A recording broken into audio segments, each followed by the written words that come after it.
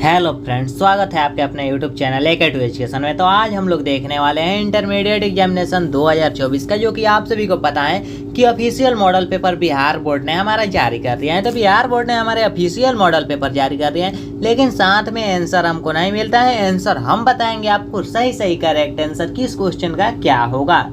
तो सही सभी आंसर जानने के लिए अभी हम लोग हिंदी का ऑफिशियल मॉडल पेपर सोल्व करेंगे, जिसका टाइमिंग रहता है आपको एग्जाम में 3 घंटा 15 मिनट। इसमें आप लोगों को 100 आप लोगों को ऑब्जेक्टिव क्वेश्चन दिया जाएगा, जिसमें आपको ओनली 50 का जवाब देना है। तो 50% आपको क्वेश्चन एक्स्ट्रा रहेगा। जितना क्वेश्चन रहेगा आधा बनाना है, सब में, ऑब्जेक्टिव में, सब्जेक्टिव में। तो चलिए आज की क्लास को स्टार्ट करते हैं। हिंदी जो कि आपके काफ़ी इंपॉर्टेंट है।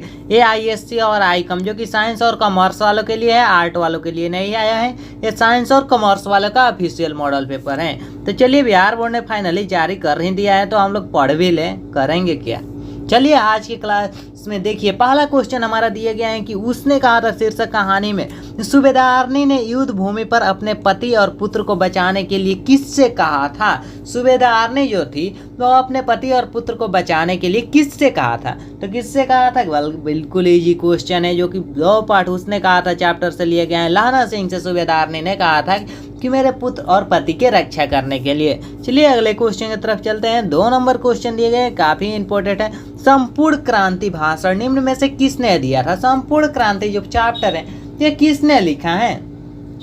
संपूर्ण क्रांति जो भाषण है, या एक भाषण है जो कि भाषण दिया गया है। तो भाषण किसके द्वारा दिए गए हैं, तो यह भाषण द्वारा दिया गया है जयप्रकाश नारायण के द्वारा यह भाषण दिया गया है। और कहाँ दिया गया है, कहाँ दिया गया है, तो पूछ दिया जाए तो गांधी मैदान में यह भाषण दिया गया है, गांधी मैदान में। चलिए अगला क्वेश्चन 3 नंबर दिए गए हैं कि ओ सदा नीरा शीर्षक निबंध में किसकी रचनाकार है। ओ सदा नीरा जो शीर्षक निबंध है यह किसकी रचनाकार है। तो ये रचनाकार है जगदीश चंद्र माथुर। जो ये चैप्टर नेम, राइटर नेम और जन्म तिथि और राइटर का आप डेट ऑफ बर्थ याद कर ही ले होंगे, या डेट ऑफ डेट दोनों, और उनका जन्म स्थान इतना याद होगा तो आप बहुत क्वेश्चन आज आप बना सकते हैं। तो चलिए 4 नंबर क्वेश्चन देखते हैं। 4 नंबर क्वेश्चन है कि जूठन शीर्षक आत्मकथा निम्न में से किसकी रचना है। जूठन जो चैप्टर दिया गया है वह किसके द्वारा लिखा गया है, तो ओम प्रकाश वाल्मीकि के द्वारा लिखा गया है। चलिए अगले क्वेश्चन की तरफ चलते हैं। अगला क्वेश्चन दिया गया है शिक्षा निम्न में से किसकी रचना है। तो शिक्षा जो चैप्टर है ये किसकी रचना है, तो जय कृष्ण मूर्ति की रचना है। किनकी, तो जय कृष्ण मूर्ति की रचना है। ये जो आपका ऑफिशियल मॉडल पेपर जो बिहार बोर्ड जारी करता है, इससे काफ़ी आसान आता है आपके फाइनल एग्जाम का क्वेश्चन, इससे आसान आता है। तो ये ऑफिशियल मॉडल पेपर आपको बिल्कुल इजी तरीके से सभी समझ में आ जा रहा है। ये अगर आप सोल्व कर ले रहे हैं, इसमें आप लोगों को 100 क्वेश्चन है, अगर 50 नहीं आप 80 क्वेश्चन इसमें से सोल्व कर रहे हैं, तो फाइनल एग्जाम में आप 100 में 100 कीजिएगा। क्लास डेली करते रहिए जिस तरह से करा रहे हैं। चलिए अगले क्वेश्चन की तरफ चलते हैं। अगर PDF नोट चाहिए तो नंबर दिया गया है जो स्क्रीन पर नीचे में, इस नंबर पर कांटेक्ट कीजिए, इस नंबर पर व्हाट्सअप कीजिए, आपको PDF नोट्स मिल जाएगा। इसका सभी बिल्कुल फ्री में मिलेगा। चलिए अगला क्वेश्चन दिए गए हैं जायसी की रचना निम्न में से कौन सी है। जायसी की रचना कौन सी है, पद्मावत, उर्वशी, बीजक, अधिनायक। तो कौन सी है जायसी की रचना, तो पद्मावत जायसी की रचना है, जो कि ऑप्शन नंबर A में दिया गया है। अगला क्वेश्चन है जहां भय है वहां मेघा नहीं हो सकती। जहां भय है वहां मेघा नहीं हो सकती, यह कथन किस लेखक का है। जहां भय है वहां मेघा नहीं हो सकती, यह कथन किस लेखक का है, तो ये शिक्षा पाठ में है, जो कि जय कृष्ण मूर्ति के द्वारा लिखा गया है। चलिए अगले क्वेश्चन की तरफ चलते हैं। अगला क्वेश्चन दिया गया है कि सूरदास के पद में कौन सा रस नहीं पाया जाता है। सूरदास के पद में कौन सा रस नहीं पाया जाता है। तो सूरदास के पद में कौन सा रस नहीं पाया जाता है, वीर रस नहीं पाया जाता है, कि वात्सल्य रस या भक्ति रस या श्रृंगार रस। तो कौन सा रस नहीं पाया जाता है, वीर रस, वीर रस नहीं पाया जाता है। अगर पूछ दिया जाए सूरदास के पद में कौन सा रस पाया जाता है, तो वात्सल्य रस, श्रृंगार रस, भक्ति रस, तीनों रस पाया जाता है, लेकिन नहीं पाया जाता है तो वीर रस नहीं पाया जाता है। चलिए अगला क्वेश्चन देख सकते हैं कि साहित्य, हिंदी साहित्य के सूर्य किसे कहा जाता है। हिंदी साहित्य के सूर्य किसे कहा जाता है, तो हिंदी साहित्य का सूर्य कहा जाता है सूरदास को। किनको, तो सूरदास को हिंदी साहित्य का सूर्य कहा जाता है, जो कि ऑप्शन नंबर C इसका राइट आंसर होगा।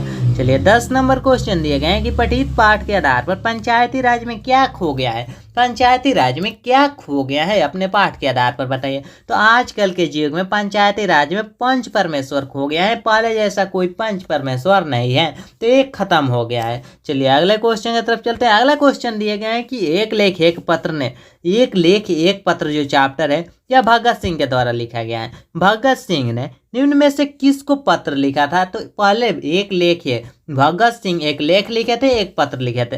तो लेख लिखे थे तो छात्रों के लिए लेख लिखे थे, स्टूडेंट के लिए। और पत्र किसके लिए लिखे थे? तो पत्र लिखे थे सुखदेव के लिए, तो सुखदेव के लिए पत्र लिखे थे। चलिए, चैनल पर पहले बार आए तो सब्सक्राइब कर लीजिए और वीडियो को लाइक कर दीजिए और अपने दोस्तों में ज़्यादा से ज़्यादा शेयर कीजिए, क्योंकि जो भी स्टूडेंट अभी तक ऑफिशियल मॉडल पेपर नहीं देखे हैं वो जल्दी जल्दी वीडियो को देख ले। इसका पीडीएफ भी आपको मिल जाएगा। तो पीडीएफ कहाँ से मिलेगा इसके पहले मैं बता चुका हूँ, पीडीएफ कहाँ से डाउनलोड करना है। नहीं देखें तो डिस्क्रिप्शन में भी लिंक है पीडीएफ डाउनलोड करने का, जाके क्लिक करके डाउनलोड कर लीजिए, बिल्कुल फ्री में आपको डाउनलोड होगा। चलिए अगले क्वेश्चन की तरफ चलते हैं। 12 नंबर क्वेश्चन दिए गए हैं कि जयप्रकाश प्रसाद, देखिए क्वेश्चन दिए गए हैं यहाँ पर, जयशंकर प्रसाद की नाट्य कृति निम्न में कौन है? नृत्य कृति कौन है निम्न में से जयशंकर प्रसाद की? तो ध्रुव स्वामिनी है, ध्रुव स्वामिनी हो जाएगा इसका राइट आंसर। चलिए अगला क्वेश्चन दिए गए हैं कि तार सप्तक का प्रशासन वर्ष है। तार सप्तक का प्रशासन वर्ष क्या है? तो तार सप्तक का प्रशासन वर्ष क्या है हमें बताना है। तो तार सप्तक का प्रशासन वर्ष है जो कि 1943 हो जाएगा। सुभद्रा कुमारी चौहान ने के पिता निम्न में से कौन थे? सुभद्रा कुमारी चौहान के पिता का नाम क्या था? तो सुभद्रा कुमारी चौहान ठाकुर हरिनाथ सिंह, या भी नहीं था, ठाकुर जगमोहन ठाकुर, इनका नाम था ठाकुर रामनाथ सिंह, ठाकुर रामनाथ सिंह, जो कि ऑप्शन नंबर बी इसका राइट आंसर होगा। जितना आंसर बता रहे हैं बिल्कुल करेक्ट है, बिल्कुल करेक्ट आंसर आप लोगों को बता रहे हैं। तो वीडियो में एंड तक बने रहिए, मैं आपको 100 के 100 ऑब्जेक्टिव क्वेश्चन आज सोल्व करा के जाऊँगा। चलिए अगला क्वेश्चन 15 नंबर क्वेश्चन है कि शेक्सपियर पुरस्कार निम्न में से किसको मिला था? तो शेक्सपियर पुरस्कार किसको मिला था? तो अभी हम लोग पढ़े सुभद्रा कुमारी चौहान को शेक्सपियर पुरस्कार मिला था। चलिए अगला क्वेश्चन है, अर्धनारीश्वर हिंदी साहित्य में कौन सी विद्या है? अर्धनारीश्वर हिंदी साहित्य में कौन सी विद्या है? तो अर्धनारीश्वर हिंदी साहित्य में कौन सी विद्या है? तो विद्या है आपका निबंध है, अर्धनारीश्वर में निबंध है।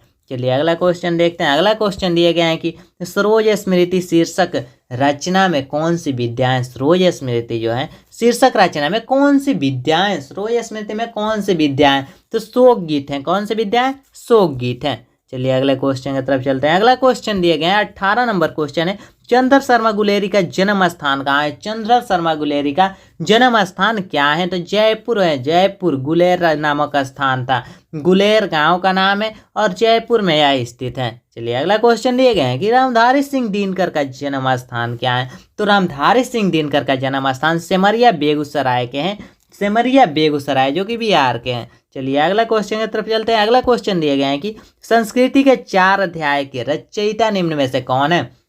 संस्कृति के 4 अध्याय के रचयिता निम्न में से कौन है? तो संस्कृति के जब भी 4 अध्याय के रचयिता पूछा जाए तो रामधारी सिंह दिनकर है संस्कृति के 4 अध्याय के रचयिता। चलिए अगला क्वेश्चन है, अज्ञेय का जन्म स्थान कहाँ है? अज्ञेय जी का जन्म कहाँ हुआ है? तो अज्ञेय जी का जन्म कहाँ हुआ है? तो कुशीनगर उत्तर प्रदेश में हुआ है, जो कि ऑप्शन नंबर है इसका राइट आंसर होगा। चलिए अगला क्वेश्चन देखिए, 22 नंबर क्वेश्चन दिए गए हैं कि जगदीश चंद्र माथुर का जन्म स्थान है। जगदीश चंद्र माथुर का जन्म स्थान कहाँ है? तो शाहजहाँ उत्तर प्रदेश। जगदीश चंद्र माथुर का जन्म स्थान कहाँ है? तो शाहजहाँ उत्तर प्रदेश में हुआ है। मोहन राकेश के बचपन का नाम क्या था? मोहन राकेश। इनके जैसा तो कोई कहानी ही नहीं। मोहन राकेश, सिपाही की माँ, इतना अच्छा कहानी लिखे हैं जो आप लोग पढ़े होंगे तो आपका भी मन। चलिए मोहन राकेश, इनका बचपन का नाम क्या था? तो मदन मोहन गुगलानी। मदन मोहन गुगलानी इनका बचपन का नाम था मोहन राकेश के। चलिए अगला क्वेश्चन दिया गया, रामधारी सिंह दिनकर को उनकी किस कृति पर भारतीय ज्ञानपीठ पुरस्कार मिला था? रामधारी सिंह दिनकर के उनके किस कृति पर भारतीय ज्ञानपीठ पुरस्कार मिला था? तो उर्वशी पर उन्हें भारतीय ज्ञानपीठ पुरस्कार मिला था। किन कृति पर? तो उर्वशी कृति पर। चलिए अगला क्वेश्चन दिए गए हैं कि हिंदी कहानी के विकास में मील का पत्थर निम्न में से कौन कहानी है? हिंदी कहानी में के विकास में मील का पत्थर कौन सा कहानी साबित हुआ है? तो मील का पत्थर कहानी जो साबित हुआ है उसने कहा था लहना सिंह, जो कहानी के पात्र है, मेन पात्र। चलिए अगला क्वेश्चन है, हजारा सिंह किस कहानी का पात्र है? लहना सिंह, हजारा सिंह, कीरत सिंह, ये सभी आए तो ये सभी लोग उसने कहा था कहानी के पात्र है। उसने कहा था कहानी में सभी लोग किरदार है। चलिए अगला क्वेश्चन देखिए। अगला क्वेश्चन दिए गए, अगला क्वेश्चन है, कल देखते नहीं या रेशम की काढ़ा हुआ सालो, कल देखते नहीं या रेशम के काढ़ा हुआ सालो, या उक्कित पंक्ति जो है किस शीर्षक पाठ से लिया गया है? तो किस पाठ से लिया गया है? तो उसने कहा था पाठ से लिया गया है जो कि सूबेदारनी ने लहना सिंह को यह बात कहा था कि देखते नहीं यार रेशम की काढ़ा हुआ साली। चलिए अगला क्वेश्चन है, महेश्वर किस कहानी का पात्र है? महेश्वर जो है किस कहानी का पात्र है? तो महेश्वर रोज कहानी में जो कि डॉक्टर है गैंग्रीन नामक बीमारी के इलाज करते हैं महेश्वर। चलिए जो कुंती के पति हैं। चलिए अगला क्वेश्चन देखिए, कुंती किस एकांकी के पात्रा है? तो कुंती किस एकांकी की पात्रा है हमें दिया गया क्वेश्चन है, कुंती किस एकांकी की पात्रा है? तो सिपाही की माँ जो कि कुंती सिपाही की माँ चैप्टर पढ़ेगा उसमें कुंती है जिसमें कुंती बीसनी है। चलिए अगला क्वेश्चन देखिए, अगला क्वेश्चन दिए गए हैं कि कविता के नए प्रतिमान के रचयिता निम्न में कौन है? कविता के नए प्रतिमान के रचयिता निम्न में कौन है? तो नए प्रतिमान के रचयिता कौन है? तो नामवर सिंह जो कि नए प्रतिमान के रचयिता हैं। चलिए अगला क्वेश्चन काफी इंपॉर्टेंट क्वेश्चन है, सच है जब तक मनुष्य बोलता नहीं तब तक उसका गुण दोष प्रकट नहीं होता है। यह युक्ति किस पाठ से है? जब तक मनुष्य बोलता नहीं तब तक उसका गुण दोष प्रकट नहीं होता है। यह युक्ति किस पाठ से लिया गया है? तो यह युक्ति बातचीत पाठ से है जो कि ऑप्शन नंबर ए इसका राइट आंसर होगा। चलिए अगला क्वेश्चन दिया गया है कि डॉक्टर अंबेडकर भारतीय पुरस्कार निम्न में से किनको मिला था? डॉक्टर अंबेडकर भारतीय पुरस्कार निम्न में से किनको मिला था? तो किनको मिला था? तो ओम प्रकाश वाल्मीकि को मिला था डॉक्टर अंबेडकर राष्ट्रीय पुरस्कार जो कि ऑप्शन नंबर है इसका राइट आंसर होगा। चलिए अगला क्वेश्चन देखते हैं। अगला क्वेश्चन 33 नंबर क्वेश्चन दिया गया है कि इनमें ये न करो, इनसे ये न कराओ भूखे रहे लोग, इन्हें इस गंदगी से ना घसीटो। यह युक्ति किस शीर्षक पाठ से है? यह युक्ति किस शीर्षक पाठ से लिया गया है? ये जो आपको लाइन दिख रहा है यह लाइन किस पाठ का है? तो यह लाइन आप लोग कहानी पढ़े होंगे तो जूठन पाठ में ये लाइनिंग दिया गया है।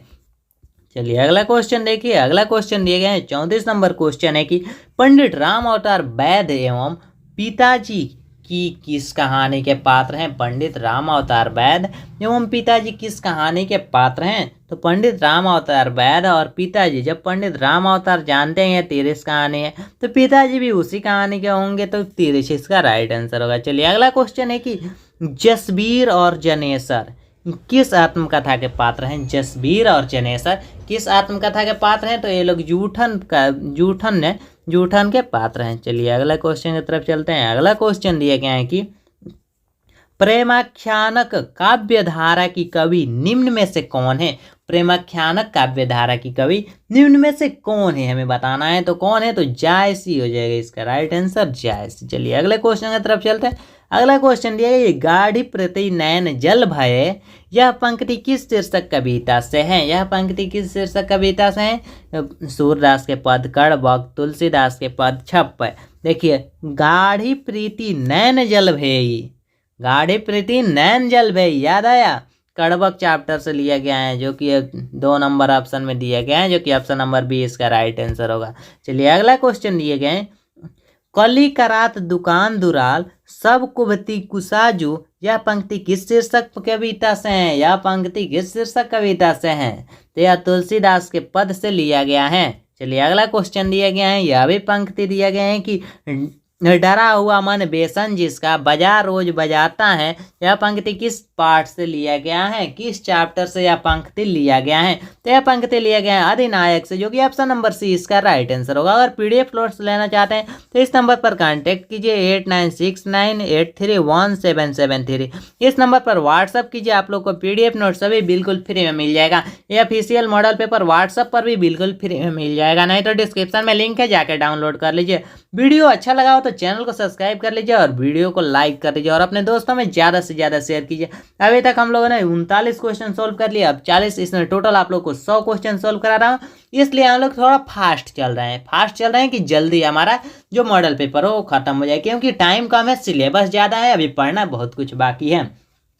चलिए 40 नंबर क्वेश्चन दिए गए हैं कि जिन बुलाओं से गांव की घर रीढ़ झुझुकराती है, यह पंक्ति किस शीर्षक कविता से? यह पंक्ति किस शीर्षक कविता से है? तो गांव के घर यहाँ सीधा दिख रहा है, गांव के घर, तो यहाँ आंसर हो जाएगा गांव के घर, सीधा सीधा ऑप्शन में आपको दिख रहा है। चलिए अगला क्वेश्चन देख लेते हैं कि जिस पुरुष का नारीत्व नहीं अपूर्ण है, जिस पुरुष का नारीत्व नहीं अपूर्ण है, यह उक्ति किस शीर्षक पाठ से लिया गया है? तो आप लोग पढ़े हैं अर्धनारीश्वर, जिसमें आधा शिव और आधा पार्वती का रूप है। तो इसमें वही दिए गए हैं जिस पुरुष का नारीत्व नहीं अपूर्ण है। तो नारीत्व नहीं तो अपूर्ण है, तो अर्धनारीश्वर चैप्टर हो जाएगा। ऑप्शन नंबर है इसका सही हो जाएगा। इसमें सोचने वाली क्या है। चलिए अगले क्वेश्चन की तरफ चलते हैं।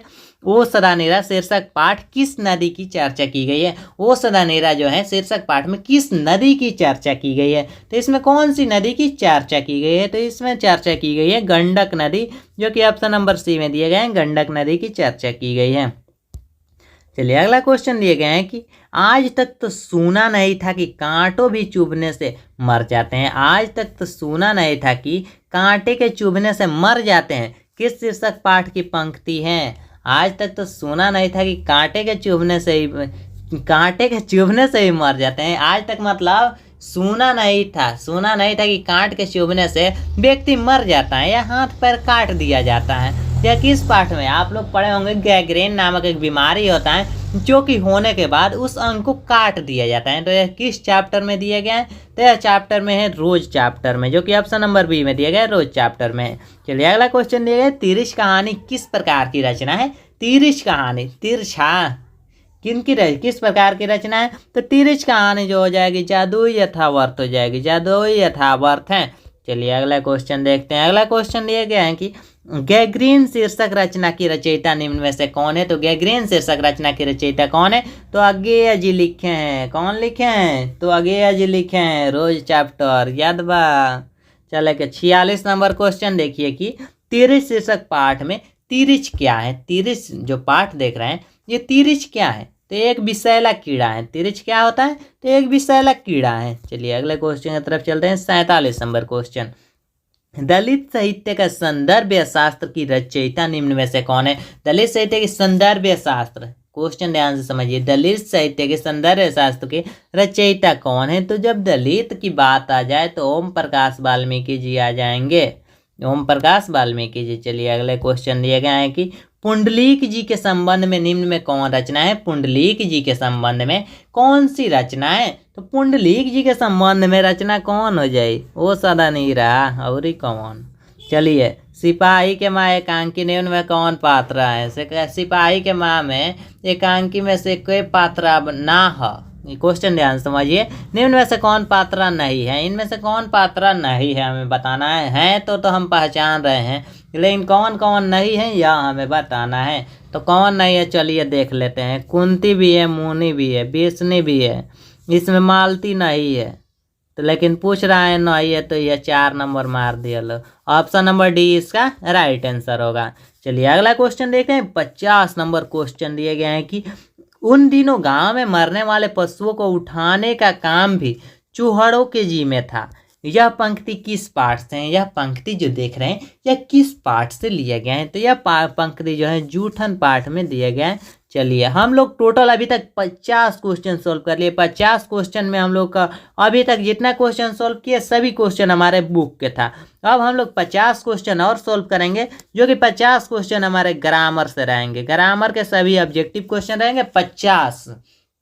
तो हम लोगों ने किताब को सोल्व कर लिया और चलिए देख लेते हैं अब ग्रामर का। किताब का तो इतना हल्का हल्का क्वेश्चन था कि हम लोग बिना पढ़े, थोड़ा बहुत भी पढ़े हैं तो हम निकाल सकते हैं। लेकिन ग्रामर में देखिए यहीं 50 क्वेश्चन किस तरह से आता है। ग्रामर में भी कोई भारी क्वेश्चन नहीं आएगा। चलिए मैं आप लोग को बताता हूँ किस तरह से आएगा और किसका आंसर क्या होगा। सभी का करेक्ट आंसर मैं आप लोग को बताने वाला हूँ। तो चलिए हम ले चलते हैं आपको 51 नंबर क्वेश्चन। 51 नंबर क्वेश्चन देखिए, 51 नंबर क्वेश्चन दिए गए हैं कि बिना वेतन के लिए एक शब्द है। बिना वेतन के लिए एक शब्द क्या हो जाएगा? अवेतन। बिना वेतन के लिए अवेतन और वेतन के लिए वैतनिक हो जाएगा। तो बिना वेतन के लिए तो अवेतन हो जाएगा इसका राइट आंसर। अगला क्वेश्चन है कि कलम की कमाई खाने वाला, कलम की कमाई खाने वाला, कलम की जो कमाई खाने वाला है इसके लिए एक शब्द क्या हो जाएगा? दीर्घ जली या भी नहीं होगा, अल्प जली या भी नहीं होगा, इनमें से कोई नहीं। मासी जी की, मासी जी भी हो जाएगा इसका right answer. Option number A right answer, option number A हो जाएगा। चलिए 53 नंबर क्वेश्चन देखते हैं। 53 नंबर क्वेश्चन दिए गया है कि जहाँ पुस्तकें छपती हो, जहाँ पुस्तकें छपती हो उसको छापा खाना बोलते हैं। क्या बोलते हैं? छापा खाना। तो जहाँ पुस्तकें छपती हो इसके लिए एक शब्द क्या हो जाएगा? तो छापा खाना। ऑप्शन में नहीं दिया गया है क्या? टंकराले गौशाला, निर्माणशाला, मधुशाला। गौशाला तो होगा नहीं, मधुशाला होगा नहीं, निर्माणशाला होगा नहीं, टंकराले यह भी नहीं होगा। इसका सही आंसर होगा जहाँ पुस्तकें छपती है उसको छापा खाना बोलते हैं। जहाँ पुस्तकें छपती है उसको छापा खाना बोलते हैं, पर ऑप्शन में नहीं दिया गया है। आपको फाइनल एग्जाम में अगर एक क्वेश्चन आ जाता है तो छापा खाना आपको ऑप्शन देखने को मिलेगा, क्योंकि ये तो गौशाला, मधुशाला, निर्माणशाला ये तो होगा ना, ये तीनों। ये टंकाले भी नहीं हो सकता है। चलिए अगला क्वेश्चन देख लेते हैं। अगला क्वेश्चन दिया गया है कि जल में रहने वाली सेना के लिए एक शब्द, जल में रहने वाली सेना के लिए, जो जल में रहती है सेना उसको नौसेना बोलते हैं। जल में रहने वाली सेना को नौसेना बोलते हैं। अगला क्वेश्चन है जो फल आहार करता है, जो फल आहार करता है उसके लिए एक शब्द क्या हो जाएगा? तो जो फल आहार करता है फलाहारी बोलते हैं। जो फल आहार करता है उसको फलाहारी बोलते हैं। चलिए अगला क्वेश्चन दिए गए हैं कि छात्रों के रहने के स्थान के लिए एक शब्द, जहाँ छात्र रहते हैं छात्रों के रहने के लिए स्थान के लिए छात्रावास होता है। धर्मशाला नहीं होता है। महाविद्यालय जाते हैं आते हैं, कोचिंग संस्थान जाते हैं आते हैं, लेकिन रहने के लिए स्थान छात्रावास होता है। चलिए अगला क्वेश्चन दिए गए हैं राजपूत शब्द में कौन सा समास है? अब हम लोग समास में आ गए, तो चलिए देख लेते हैं। राजपूत शब्द में राजपूत, राजपूत ध्यान से समझिए, राजपूत शब्द में कौन सा समास है? तो राजपूत शब्द में तत्पुरुष समास हो जाएगा, राजपूत। चलिए अगला क्वेश्चन दिए गए हैं कि यथाशक्ति में कौन सा समास है? यथाशक्ति, यथाशक्ति में कौन सा समास है? यथाशक्ति, तो यथा और शक्ति, यथा और शक्ति में देख लेंगे तो यथाशक्ति जो दिए गए, यथाशक्ति में अव्ययी भाव समास हो जाएगा। भाला बुरा शब्द में कौन सा समास है? जहाँ मिल जाए भाला बुरा दूगो, जहाँ डैश मिल जाए डैश भाला बुरा भाई बहन, तो वहाँ पर मार दीजिएगा आँख मूंद के। यहाँ डैश मिल जाए तो द्वंद, दूगो द्वंद, आप लोग को बताए भी हैं द्वंद, भाला बुरा द्वंद हो जाएगा। चलिए आगे देख लेते हैं। आगे क्वेश्चन दिए गए हैं कि दोपहर में कौन सा शब्द है? दोपहर, दोपहर, दोपहर में कौन सा शब्द है? यहाँ दो संख्या दिए गए हैं, दो क्या है? संख्याएं, पहर, तो दोपहर में कौन सा समास हो जाएगा? तो द्विगु समास हो जाएगा। चलिए माँ बाप कौन सा समास है? माँ बाप, आप लोग को पहले ही बताया, जहाँ दो डैश मिल जाए माँ बाप दूगो द्वंद, दूगो द्वंद, द्विगु नहीं द्वंद। चलिए अगले क्वेश्चन की तरफ चलते हैं। 62 नंबर क्वेश्चन दिए गए हैं कि चतुरनन कौन सा शब्द का समास है? चतुरानन जो दिया गया है कौन सा समास है? चतुरानन में कौन सा समास है बताना है। तो चतुरानन में कौन सा समास हो जाएगा? तो बहुब्रीहि हो जाएगा, बिल्कुल लीजिए। बुढ़ापा में कौन सी संज्ञा है? बुढ़ापा, बुढ़ापा जब भी आपको अवस्था देखने को मिले, बुढ़ापा जवान ये अवस्था देखने को मिले तो भाववाचक संज्ञा हो जाएगा। चलिए पाटलिपुत्र में कौन सा संज्ञा है? पाटलिपुत्र जब भी आपको नाम देखने को मिले जगह का नाम, तो पाटलिपुत्र में व्यक्तिवाचक संज्ञा हो जाएगा। गुच्छा में कौन सा संज्ञा है? गुच्छा, गुच्छा आपको बताए हैं गुच्छा समूह समाज, तो ये इसमें समूह वाचक हो जाएगा। समूह मतलब एक जगह ज़्यादा रहता है। चलिए अगला है चीनी में कौन सा संज्ञा है? चीनी में कौन सा संज्ञा है? तो चीनी में द्रव्यमान होता है, मापा तोला जाता है चीनी को, तो चीनी का द्रव्यवाचक संज्ञा हो गया। चलिए अगला क्वेश्चन देखिए। अगला क्वेश्चन है कि निम्न में से शुद्ध शब्द कौन है? शुद्ध शब्द कौन है हमें बताना है। तो आशीर्वाद यह भी नहीं होगा, आशीर्वाद यह भी नहीं होगा, आशीर्वाद यह भी नहीं होगा, आशीर्वाद यह हो जाएगा ऑप्शन नंबर ए आशीर्वाद। चलिए अगला क्वेश्चन देखते हैं। निम्न में कौन शुद्ध शब्द हैं? इसमें भी हमें शुद्ध शब्द चुनना है। प्रशंसा, प्रशंसा, प्रशंसा सही लग रहा है। प्रसाद, समिति, प्रणाम, इस तरह से प्रशंसा इसका सही आंसर हो जाएगा, ऑप्शन नंबर है। चलिए अगला क्वेश्चन दिया गया है कि इतिहास शब्द में कौन विशेषण, इतिहास शब्द का विशेषण क्या होगा? इतिहास शब्द का विशेषण क्या होगा? तो इतिहास का ऐतिहासिक हो जाएगा, बिल्कुल लीजिए। लोक शब्द का विशेषण क्या होगा? तो लोक का लौकिक हो जाएगा। अगला क्वेश्चन है भारत का विशेषण क्या होगा? भारत का भारतीय हो जाएगा, बिल्कुल लीजिए। चलिए अगला क्वेश्चन दिया गया है कि खून पसीना एक करना, मुहावरे का सही अर्थ क्या है? खून पसीना एक करना। अभी आप लोग को टाइम है, खून पसीना एक कीजिए। खून पसीना एक कीजिए, अभी पूरा परिश्रम कीजिए, बहुत मेहनत कीजिए, बहुत परिश्रम कीजिए। अभी आपका टाइम है खून पसीना एक करने का, मतलब बहुत परिश्रम करने का। चलिए, ईंट से ईंट बजाना, ईंट से ईंट बजाना, तो ईंट से ईंट बजाना मतलब लड़ाई करना, जवन तू लोग कर लो। चलिए, अगला क्वेश्चन दिए गए हैं कि गाल बजाना मुहावरे का अर्थ क्या हो जाएगा। गाल बजाना मुहावरे का अर्थ होता है डिंक हाँकना। चलिए, अग्नि शब्द का पर्यायवाची शब्द क्या होगा। अग्नि का पर्यायवाची शब्द पावक होता है। कपड़ा का पर्यायवाची शब्द क्या हो जाएगा, तो कपड़ा का वस्त्र होता है। अग्नि का पावक, कपड़ा का वस्त्र। अगला देखिए, काजल। काजल शब्द क्या है, स्त्रीलिंग है या पुल्लिंग है। काजल लड़की नहीं है, लड़की नहीं है, ये पुल्लिंग शब्द है काजल। चलिए, आत्मा शब्द क्या है, आत्मा क्या है, स्त्रीलिंग है या पुल्लिंग है, तो आत्मा आप लोगों का स्त्रीलिंग हो जाएगा। भगवान आप लोग के लिए पुल्लिंग हो जाएगा। आत्मा स्त्रीलिंग और भगवान पुल्लिंग। प्राण शब्द क्या है, प्राण क्या है, तो प्राण भी पुल्लिंग हो जाएगा। चलिए, अगला क्वेश्चन देखते हैं। अगला क्वेश्चन 80 नंबर क्वेश्चन दिए गए हैं कि पुरस्कार शब्द का विलोम शब्द क्या हो जाएगा। पुरस्कार मिलना, पुरस्कार मिलना बदले में दंड मिलना। पुरस्कार मिलना और दंड मिलना, तो दंड हो जाएगा इसका विलोम शब्द, मतलब उल्टा शब्द। चलिए, अगला क्वेश्चन दिए गए हैं कि अनुराग शब्द का विलोम क्या होगा। अनुराग शब्द का विलोम क्या होगा, अनुराग का विराग होगा। चलिए, अगले क्वेश्चन की तरफ से, कृपा शब्द का विलोम क्या होगा। कृपा शब्द का विलोम क्या होगा। कृपा शब्द जब भी आपको मिल जाए तो कृपा शब्द, क्वेश्चन आंसर है, कृपा शब्द का विलोम हमें उल्टा बताना है नो, उल्टा कृपा का कोप हो जाएगा। चलिए, अगले क्वेश्चन की तरफ चलते हैं। अगला क्वेश्चन दिए गए हैं कि गणतंत्र शब्द का विलोम क्या होगा। गणतंत्र शब्द का उल्टा बताना है, विलोम मतलब उल्टा। गणतंत्र का राजतंत्र हो जाएगा। चलिए, अगला क्वेश्चन है, सकार शब्द का विलोम क्या होगा। सकार का निराकार हो जाएगा, सकार का निराकार। चलिए, अगला क्वेश्चन दिए गए हैं कि दक्षिण का विलोम शब्द क्या होगा, तो दक्षिण का उत्तर, पश्चिम का पूरब, दक्षिण का उत्तर हो जाएगा विलोम शब्द। चलिए, अगला क्वेश्चन दिए गए हैं कि नील कमल कौन सा समास है। नील कमल में कौन सा समास है, तो इसमें कर्मधारय समास हो जाएगा। चलिए, अगला क्वेश्चन देख देते हैं। अगला क्वेश्चन दिए गए हैं कि थोड़ा पानी किस विशेषण का उदाहरण है। थोड़ा पानी किस विशेषण का उदाहरण है, तो परिमाण बोधक, परिमाण बोधक विशेषण का उदाहरण है। चलिए, अगला क्वेश्चन दिए गए हैं संधि से। संधि से हर साल क्वेश्चन पूछा जाता है, इस साल भी पूछा जाएगा। जगन्नाथ शब्द में संधि विच्छेद कीजिए। जगन्नाथ, जगन्नाथ, जगतनाथ, जगधननाथ, जगजन अनाथ, ये होगा नहीं। जगत धननाथ, ये होगा नहीं। जगधननाथ, ये होगा नहीं। जगत धननाथ, इसका option number A right answer हो जाएगा। चलिए, 89 नंबर क्वेश्चन दिए गए हैं कि विद्यार्थी शब्द का संधि विच्छेद कीजिए। विद्यार्थी शब्द, विद्याधन आर्थी, विद्याधन आर्थी हो जाएगा इसका राइट आंसर। चलिए, अगला क्वेश्चन दिए गए हैं कि दिगंबर, दिगंबर शब्द का संधि विच्छेद कीजिए। तो दिगंबर का संधि दिक जोड़ अंबर नहीं होगा, दिक धन अंबर, दिक धन अंबर हो जाएगा इसका right answer, option number B, दिक धन अंबर। चलिए, 91 नंबर क्वेश्चन दिए गए हैं कि मदिरालय शब्द का संधि विच्छेद कीजिए। मदिरालय, मंदिर धन आलय, मदिरा धन आलय, मदिरालय दिए गए हैं तो मदिरा धन आलय हो जाएगा इसका राइट आंसर।